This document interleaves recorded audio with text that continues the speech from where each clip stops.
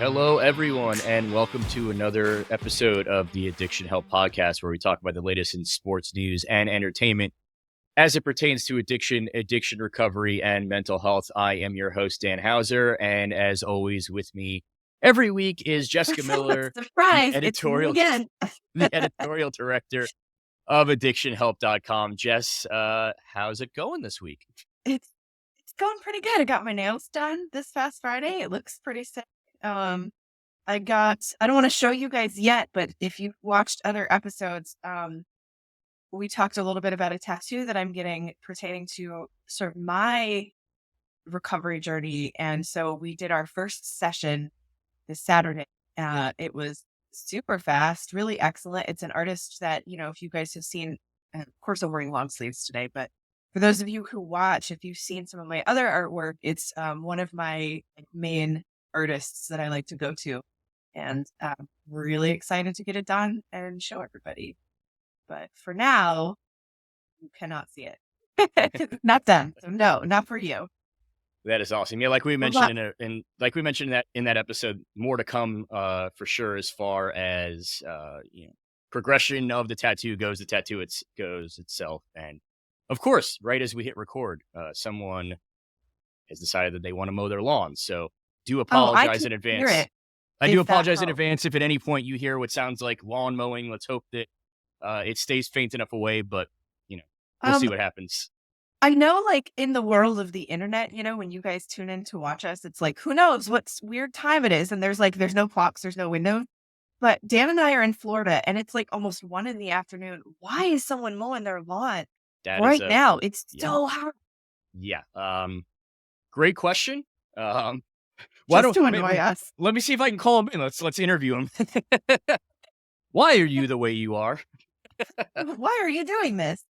But anyway. Well, anyway.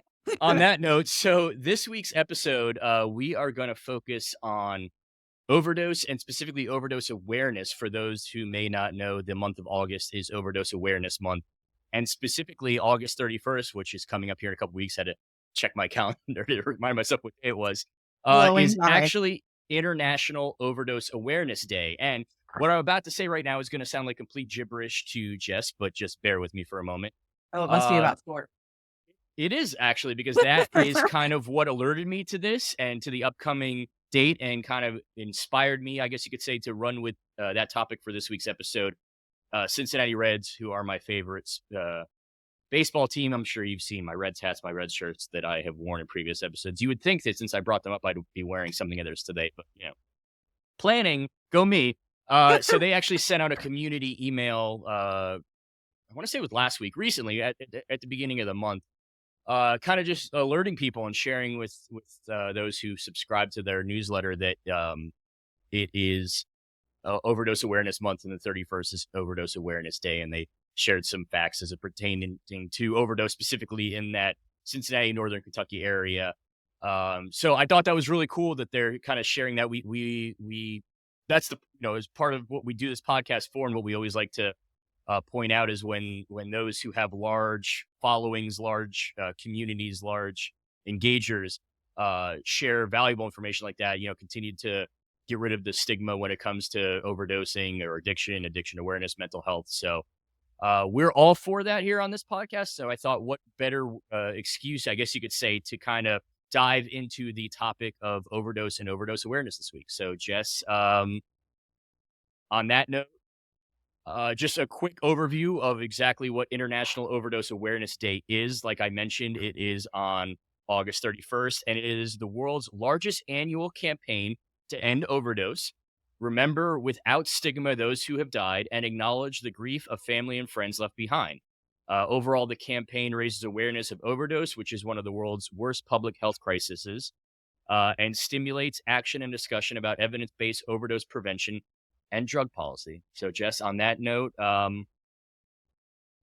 any thoughts or anything as far as Overdose Awareness Day goes? Obviously, we're going to get into a ton of important facts as it pertains to overdose and overdose awareness. But just right out of the gate, first off, were you aware that Overdose Awareness Day was August 31st, and kind of your overall thoughts on how that day as a whole, kind of helps just destigmatize everything? Well, honestly, no, I didn't. And I'm not super good at knowing like, what like this is National Friendship Day and whatever. And but then we have like really important ones that are in my not to like, dump on like National Friendship Day. Sorry, friends. But ones that I think are actually very valuable and send an important message and do actually work to bring awareness around issues because, you know, people joke like, okay, I'm aware of it, big deal. But not only helps people know that these issues exist and learn more about them, but it helps to also destigmatize a lot of things and can be very educational. Like, no, I had no idea. And one thing that I've learned recently, I guess semi recently, as a result of the work that we do, is that I always thought the word overdose meant that you die, and that's not the case. I thought like if someone overdoses, that means they have died. And so when people talk about like, yeah, I've overdosed 3 times, I was like, oh my gosh, like that's wild. And so they had that many near death experiences, et cetera. And that's not always the case. Overdoses are always very, very dangerous. Often they lead to death, but it doesn't automatically mean this person died from substance use. So I Yeah, I want to was that clarify that same out the way. gate. I was that same way before I got into the field and obviously started learning more about it. Yeah, no, I was the same way. I assumed my entire life growing up that overdose meant you died. And like you Right. mentioned, overdose can lead to death. It's very dangerous, and it often does. But you can essentially have an overdose and still live. I don't want to say nothing bad happens because plenty of bad things can Right, happen. there's yes, and Um, usually it requires, professional intervention of some kind, which we'll get Hospitalization or into, something like right, that. Yeah. but you can survive an overdose. Yeah. And with that, I feel like that's a good segue because Jess, you found, well, not found through your work with Addiction Help and addictionhelp.com. You put together some fun. Wow. Never thought I'd use the word fun when Phrasing. talking about overdose, but so let's change that wording up. You found some very important and interesting facts pertaining to overdose. So go ahead and take it away and share with some of those with So the audience. so to start, I would say to define actually, what an overdose is per I wanna say it's the CDC, that's when somebody consumes a toxic level of substances, and that can even include, like, alcohol, caffeine. You can overdose from all kinds of substances. There's actually, something I read years ago in, like it was like a murder mystery novel or something like that. Like, you can overdose from things like potassium. And it came up because I guess it was like this person had committed a murder because it was like one of those TV shows, where it's like the cops are trying to figure out like, oh, who did this murder this episode this week? And it was like an overdose of potassium. So an overdose specifically is a toxic level of a substance that you've consumed and it interferes with the way your brain works and the way your body works.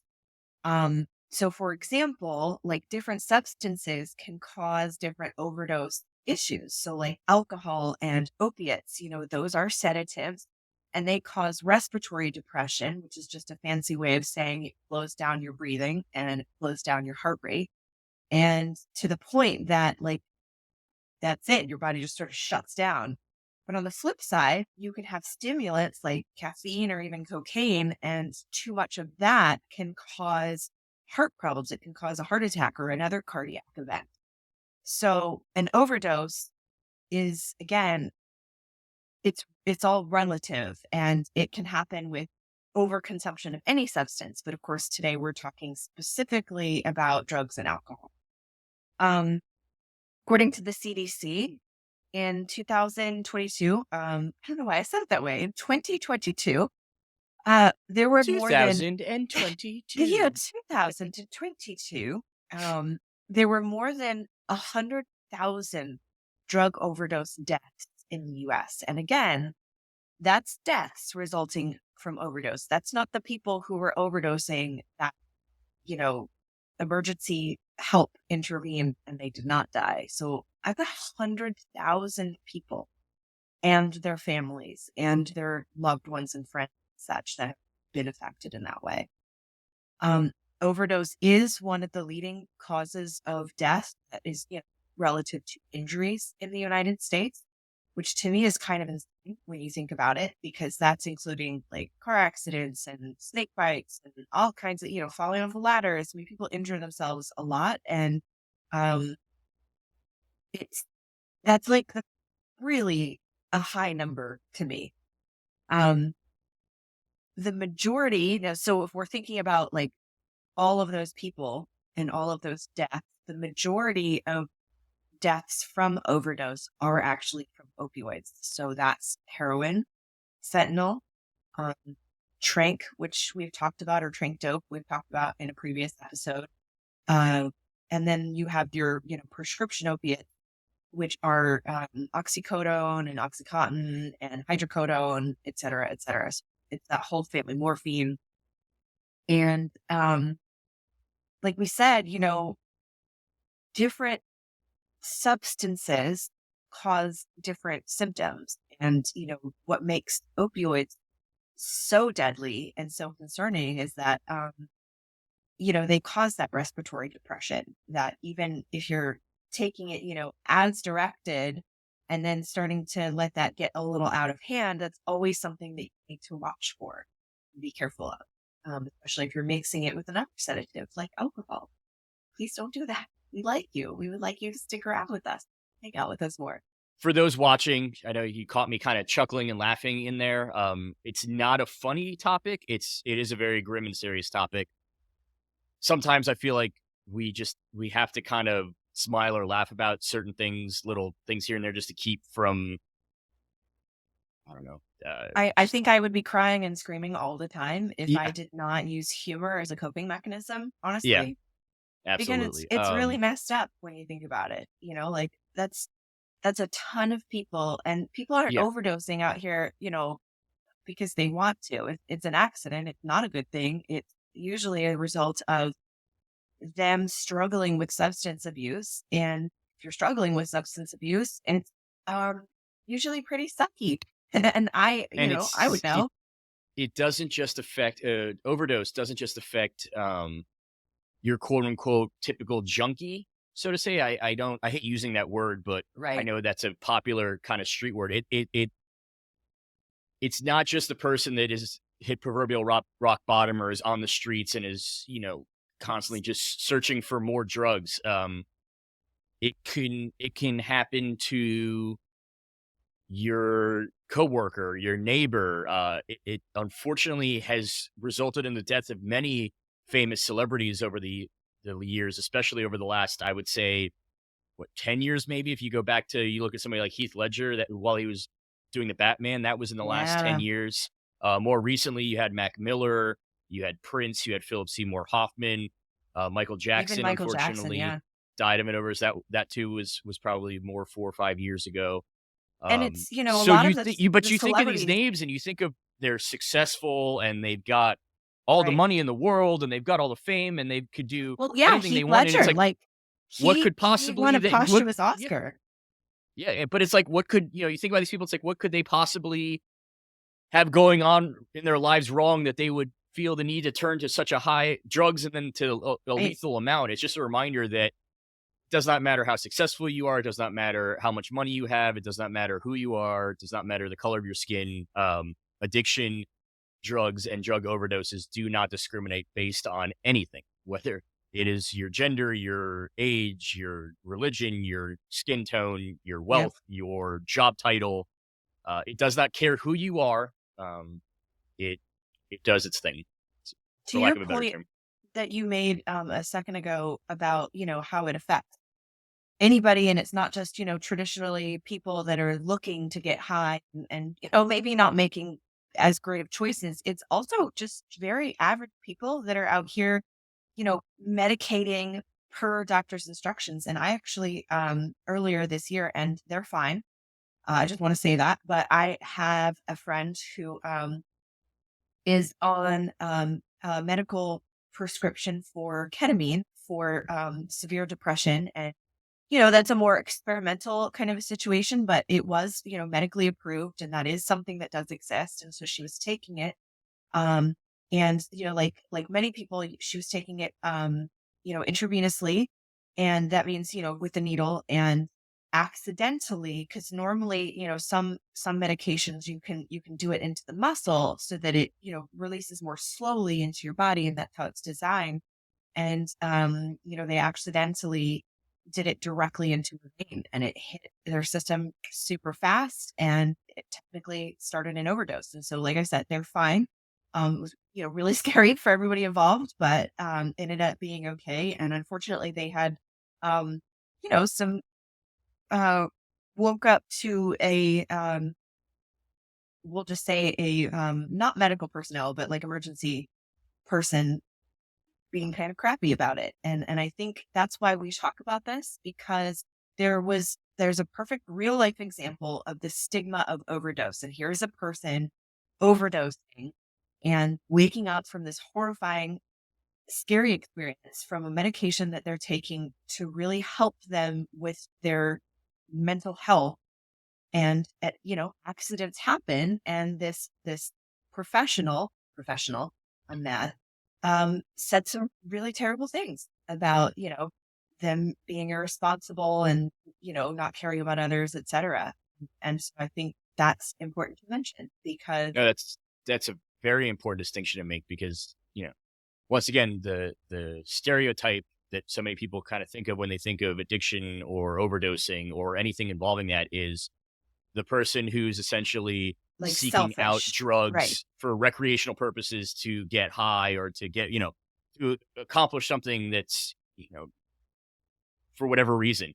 But it's important to note that overdoses can happen as an unintended consequence of taking a drug that is prescribed medically by a doctor and is only being taken as medically directed, on obviously, Well, and that's something especially that especially if you too, another example could be if you accidentally or mix substances together, like, not for the purpose of getting high or for the purpose of trying to have something happen, like, you may not realize for whatever reason, or you may forget, "Oh, I can't mix this particular pill with this pill," or, "I can't have yes, anything to that drink while I'm happens. on this pill," and you forget or you do it on accident, and that I've can done it. actually trigger an overdose. But I but you didn't didn't do it on realize. purpose, and you didn't even realize you were No. doing it.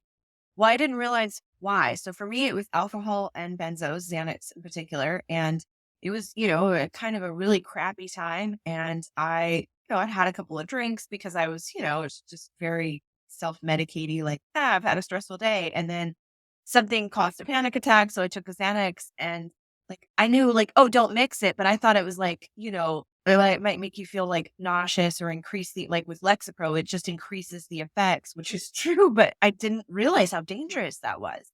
And Or so some people think too, like when they say don't mix it, it's like a lot of people's initial reaction when you hear don't mix it, it's like, okay, so when I take this pill, don't wash it down essentially with alcohol. Like take it with right, water. And then in 20 minutes or an hour, if I want to have a drink, like whatever, like, because right. honestly, like when you first said don't mix it, like my initial reaction when I was younger, obviously, once again, before I Mix kind the of had a better idea of everything, was like, no, when you'd go to the pharmacy and they give it to you and they say, hey, don't mix it with this. Like my thought, well, first off, I wasn't drinking back then anyway because I was a child, but my initial thought was, is okay. So basically, what they mean is like when I put the pill in my mouth, use some sort of non-alcoholic beverage to swallow it with. Like don't right. Like, literally oh, it chase should it be with, fine in an hour or 2, and yeah, that's exactly. not But always the no, a lot case. of and so a lot of people assume that, but actually when they say don't mix it, it means like as long as that pill is in your system, you cannot do anything else that they tell you not to, basically do. Yes.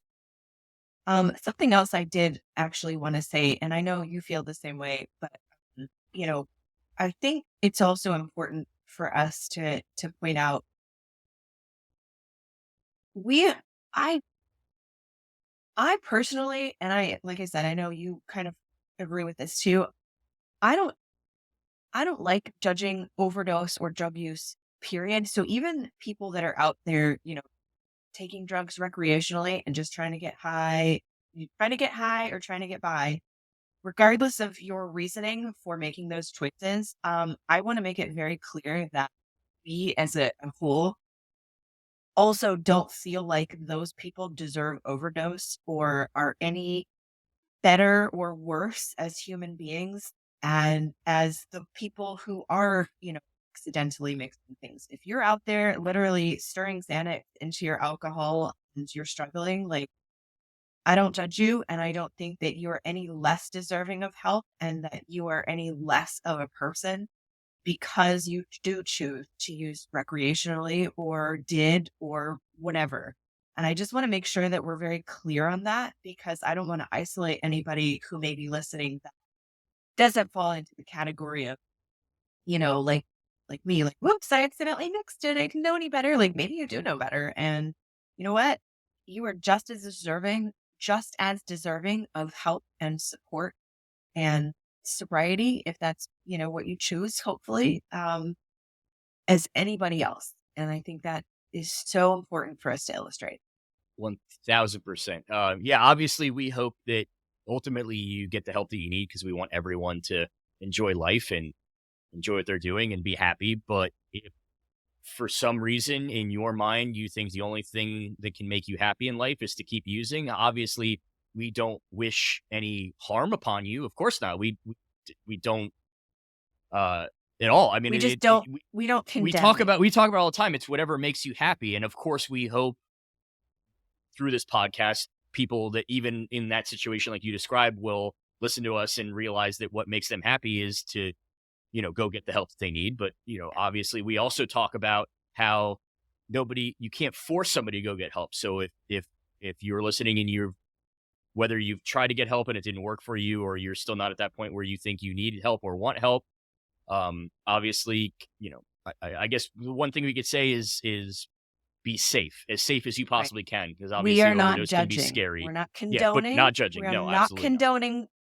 certain behavior, but we are not here to tell you that you're a garbage person and that you don't deserve help or that for some reason you are less of a person than, people that are accidentally like the And whole, and junkie mentality. well, that's why I Not hated for me. using that word. Right. I couldn't think on the spot of the moment. I couldn't That's think of a fair. better word, and unfortunately, that word triggers what I was trying to get across in a lot of people's minds. But once again, that's something that we're trying to get rid of and trying Right. to destigmatize. But unfortunately, even for as much as we try to do, sometimes you just have to, use those dirty or evil words to get a point across. Well, because then we can also talk about it and talk Yeah, about why that's a thing, why maybe we don't like that word, etc. Um, so that being said, I think it's important now we should probably talk a little bit about if you are present for an overdose, what to do or how to even recognize what an overdose looks like. And Dan, you actually pulled some really excellent facts. I'll hand it over to you if you kind of want to go over that.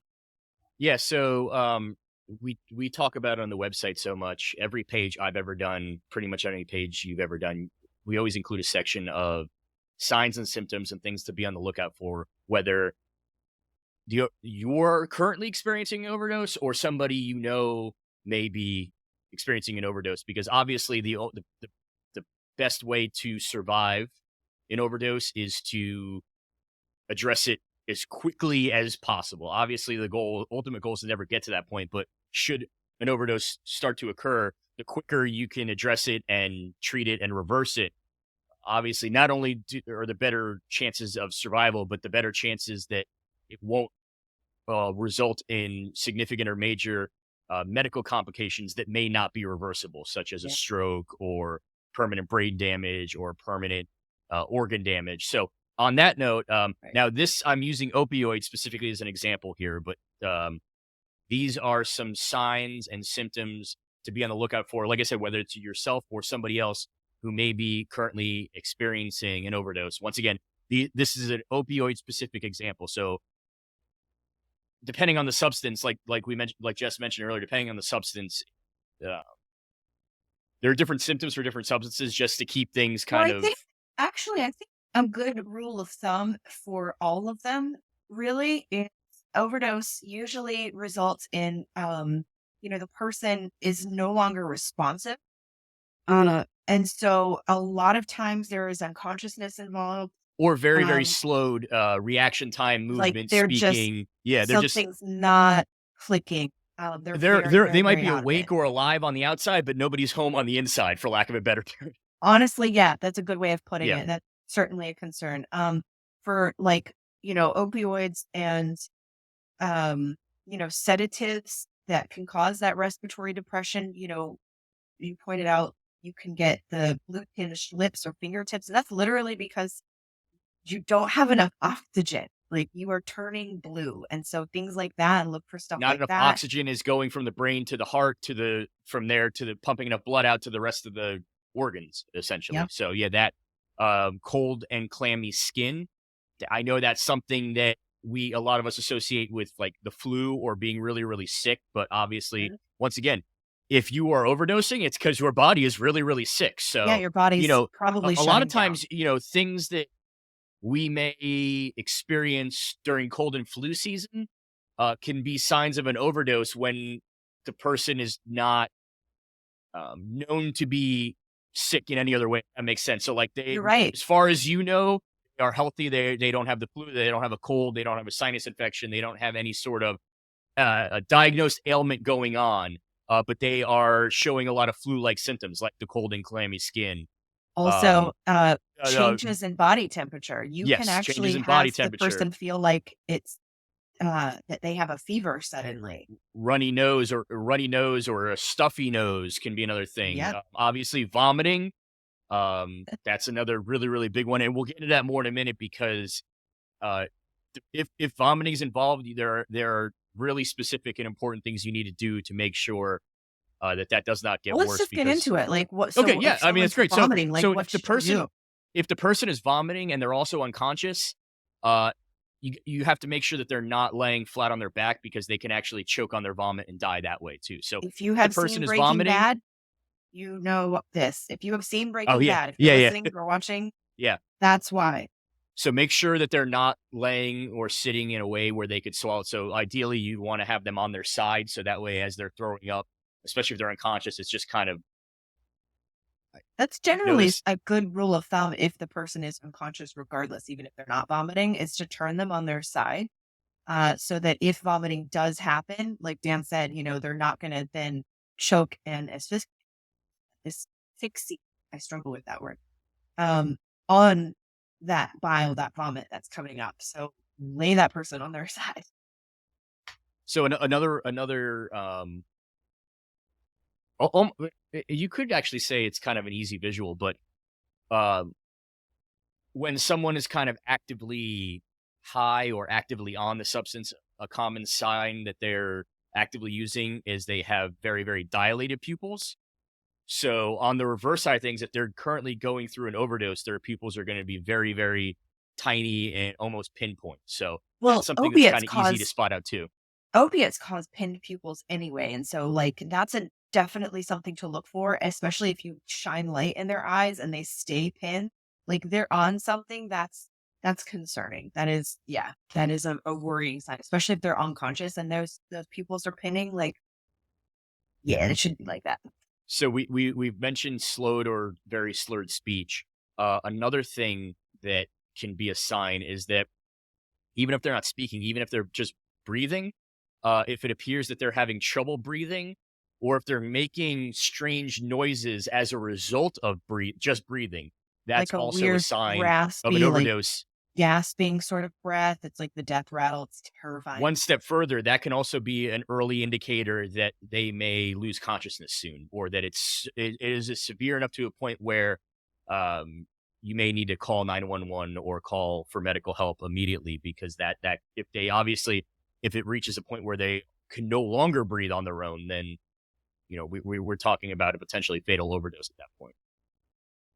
So if you do think you realize or recognize an overdose, obviously we talked about putting the person on their side. Like the first thing you can do to be helpful, call 911. Or if, you do not have a phone and you are helping that person, point to someone specific and say, you call 911. The whole thing in the movies, we've talked about this before, where they shout, like, someone call 911. It's the bystander effect. Everyone is Everyone so assumes that everyone overwhelmed by else the is doing it. chaos. Right. And Yep. so no one necessarily is going to step up and do it. It's not because people don't care or nobody's responsible. It's just, it's a very tense, overwhelming, and emotional sort of situation. And so not everyone is going to think, okay, yes, I need to be the one to do that. They think like, oh, someone else is doing that. So point to someone Also, and say, you call 911. yeah. Also, and Jesse, you've brought this up in previous episodes too. For those who may be apprehensive or worried that they call 911 or they try to administer any sort of medical help that they're going to get in trouble, Good Samaritan laws prevent that. So you can help even if it's somebody you're passing by on the street. You know, we've talked about that in the past with that when we talked about Narcan. Like, it doesn't matter the situation. If you see someone that needs medical attention, just call 911 and stay there with them until somebody arrives. You will not get in any sort of trouble, even if drugs were involved. Correct. Nothing bad will happen to you. It's it's specifically Yeah. put in place because people die from overdoses, and a lot of times it's because people are like, "Oh my god, we're all high. We've all been doing illegal drugs or, whatever. This person's dying. That's their problem. That's not my problem. I don't want to go to jail for this." You're like, there's a lot of stuff that happens. Or even Well, just walking by on the side of the street. Somebody might be right, and you don't afraid, want to be oh, well, involved. okay, I can try to save them, but what if in the process of trying to give them mouth to mouth or help resuscitate them, I crack one of the ribs and then they don't die and then they sue me because I broke their ribs and sent them to the hospital. Like, stuff like that, it can't. You're covered. I guess you could say immune, like that. You can't get in trouble for anything like that. Yes. So like call So 911. please call Not 911 gonna or make you're sure not gonna somebody get does call yeah. 911. Yeah. You're not gonna get sued. You're not gonna, go to jail because you were using drugs that maybe you shouldn't have been. Because again, you can't get help if you're dead. So, call 911 and yes, do that. Um, Also, if you have Narcan and this is something that he's saying it, and I feel terrible because I need to be carrying it on me constantly because you just never know, man. You and Um, we actually talked about that the other day. I don't remember who exactly sent us a link to something, but immediately, like, our reaction was, man, I just need to start carrying this on me. So yeah, yeah, yes. absolutely. Because you just never know. People, fentanyl's getting mixed into stuff, and people think like they're just smoking weed or like, doing coke or whatever it is, and it's actually got fentanyl in it, which is going to have very different effects. Is often lethal. Um, so yeah, if you have Narcan, administer the Narcan. It usually takes a couple minutes to start taking effect, so don't panic. But if you have Narcan and the person is not struggling or not having an opioid overdose, Narcan is going to do nothing. It's not going to hurt them. It's not going to cause any ill effects. It's just going to do nothing. However, if they are overdosing from an opioid, even if they don't realize they've taken it, obviously, is in their system, the Narcan basically does a thing in the brain where the part of the brain that's being affected by all of those opioids that's causing the, breathing to slow and the heart to slow, it stops it immediately. So, the person might wake up and feel really crappy because they're basically immediately going through withdrawals, like being hungover like that. But that's once again better than dead. So if you can administer Narcan, please administer Narcan. It's not going to hurt them if it's not an opioid. So it's like one of those better to be safe than sorry things. And so the next thing after that, assuming Narcan is available and applicable, because like Jess mentioned, it doesn't work for all overdoses, just opioid based ones. Support the person's breathing. And so what this means is, obviously, if they're already breathing, I don't want to say you can completely skip this step, but all you really need to do is just make sure that their breathing doesn't stop or get more shallow or get worse. However, Right. You if can they do are not CPR. breathing, this is the time when, whether it's you give mouth to mouth, I don't in this particular. do that anymore. I thought we didn't do that anymore. I thought they had updated like CPR to where we don't do mouth to mouth. Am I wrong? So this was something that was mentioned on the SAMHSA website. Maybe I pulled up an old link that I didn't No, realize. if it's on there. Um, it's important at this point too to remind people that, yes, while we did just mention a few minutes ago that if they're vomiting, keep them on their side. If they are vomiting, obviously you need to wait for them to finish vomiting and whatnot. But Yeah. duh. But I say it because in this particular case, when you have to help get them breathing again, they do need to be lying on their back in order to effectively do so. So I know it might sound like we're contradicting ourselves, but once again, Okay. Yeah, different that makes sense. situations call for different things to be done. So that is something that can be done. If they're not breathing, obviously. And if you feel comfortable doing it, of course, I know Jess mentioned some people don't particularly choose to do that anymore. We are in a post-COVID world now where True. that may not be something that somebody's comfortable with. Once again, we understand that everyone needs to do whatever they're comfortable with. Once again, though, should you choose to do that, obviously you won't be held responsible if anything goes wrong. Good Samaritan laws we talked about the whole way. And then finally, the final thing that's very important to do is to please stay with the person until medical personnel arrives, whether it's EMS or fire or police, whoever it is, whoever Right. responds to that Because they'll 911 have call, some please stay with questions. them. And, like, they're gonna need to know what was the person taking, things like that. And if you can give them that information, that could be the difference between life Or and even death. if you don't know what they were taking because you kind of walked up on them, you can at least share with them the state that they were in when you found them. Exactly. If How you long did they were administer what they were Narcan, doing. Yeah. if you did administer Narcan, you will obviously want to let the first responders know that you went ahead and did that because they will need to make note of that as well. And even if you don't answer any questions or there are no questions, I mean, just from a basic human perspective, somebody who's going through something like that, like it's already sucks enough and it's got to suck even more if they're alone while they're going through that. So just having you being there can just be comforting from the standpoint of that they know that they're not alone while they're freaking out about possibly dying. So just from a basic human perspective. Have So anything else? it's once again, August 31st is International Opioid Awareness Day. If you want to get more involved with that, there's going to be campaigns and initiatives going on, Overdose not just in Awareness the Day. United Not States, but sorry. You said Opioid Awareness Day. It's oh, I'm International sorry, Overdose overdose. Awareness Day. Overdose Sorry. Awareness Day is Thank you. Overdose Awareness Day, August 31st, throughout the country and worldwide. It is an International Awareness Day, so there'll be initiatives and campaigns going on throughout the United States and around the world. So if you are interested in getting more involved, reach out to whether it's your local community centers, local medical facilities, anyone really who may be doing something. If you want to get more involved, there's ways to do so.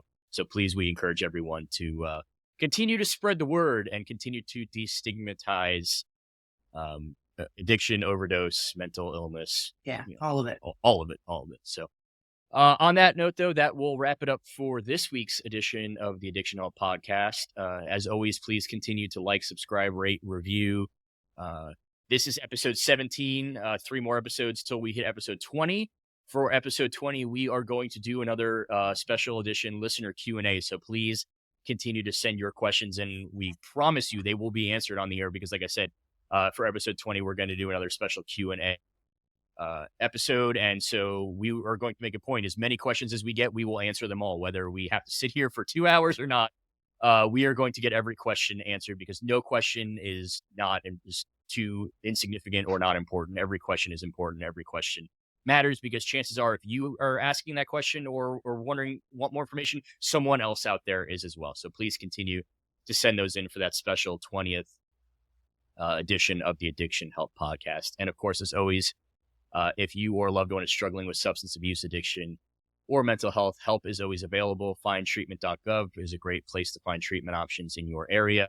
The Substance Abuse and Mental Health Services Administration, who we talked about earlier, they have a toll-free helpline, and that number is 1-800-662-4357. That's 1-800-662-4357, and that is a manned telephone number. When you call somebody, you won't have to hit 15,000 numbers to get to somebody. Somebody will pick up right away and talk to you and help you out in any way you may need. And then, of course, addictionhelp.com. We talk about it throughout every episode, and at the end of every episode, Jess and her team over there is doing amazing work with the content pages that they are providing. They're great service for everyone. So check those out as well should you want any more information about any of the topics that we have discussed on any of our first 17 now episodes of the Addiction Help podcast. Okay. So we hope you guys all have a great week. That'll do it for us for this week, and we will chat with you guys later. Have a good week, everybody.